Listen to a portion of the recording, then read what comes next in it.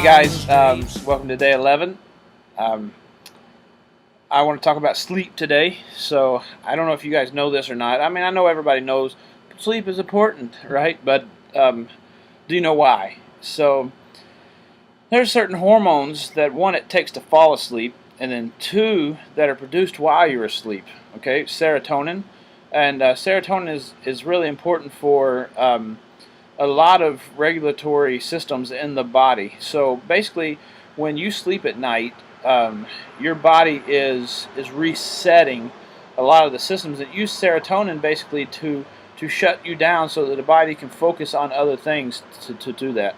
So when people say that you need a certain number of hours of sleep, usually 7 to 8 hours being what that is. The reason they're saying that is because for your body to go through the full range of sleep that it needs to get a full restoration over the night, it takes that long for the serotonin to basically put you out, bring you out, and there's different levels of sleep.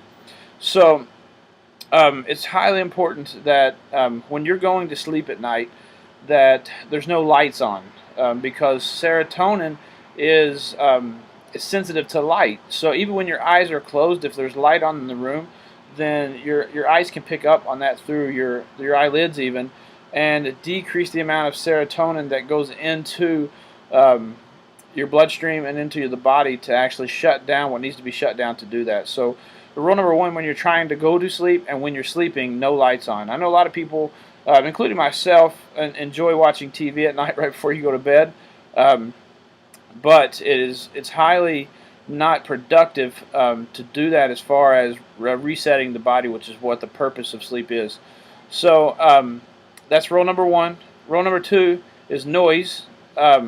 So noise doesn't necessarily mess with your serotonin levels, but every time that you do wake up at night, you basically restart and reset and pause the serotonin drip that's going to go into your bloodstream. So noise, because it's just going to interrupt your sleep. Okay, so what I want to do is with sleep, because it is so important to your health, the resetting of and the allowing of your body, because in this next 30 days, as you're balancing out hormones and things that have been unbalanced, that even through sleep can't be balanced, because that's when that stuff happens.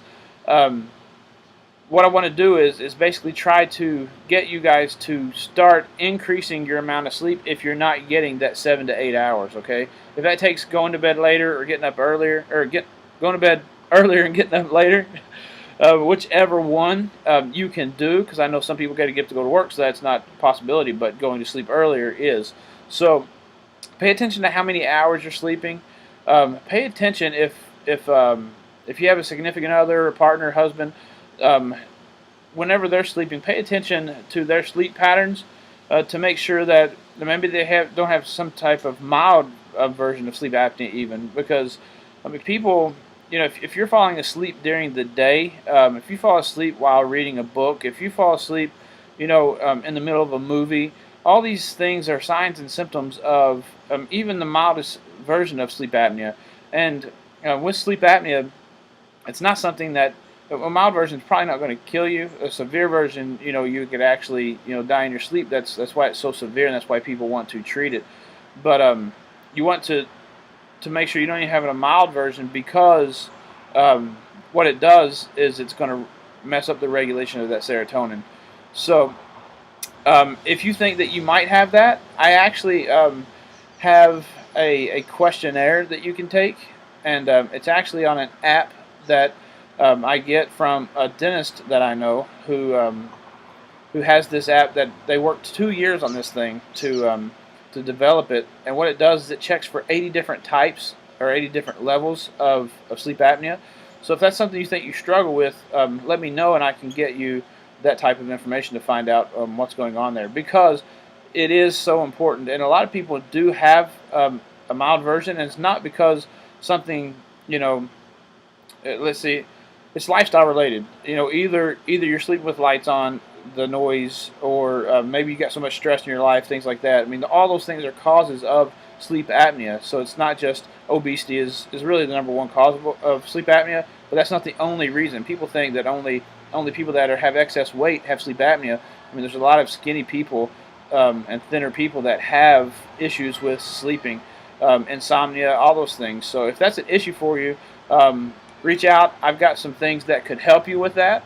Um, and I would love to give you the details on how to start getting over those types of things. But the point is of this talk is that sleep is really, if I was going to categorize it on a scale of, the most important things, it's probably number 3 in your health. Okay, so nervous system being number 1, because without your brain connected to your body, you're not functioning 100%, and you can't function at 100%. Nutrition being number 2, and then sleep being number 3. So, and then fitness below that.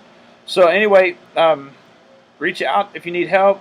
Other than that, calculate your number of hours of sleep for a week. Figure out how many hours you're sleeping, and think about all these things while you're in your wake times, before or after your sleep, to realize how many times you're actually waking up during the night and why you're waking up, so that you can kind of see, do I have an issue or I don't.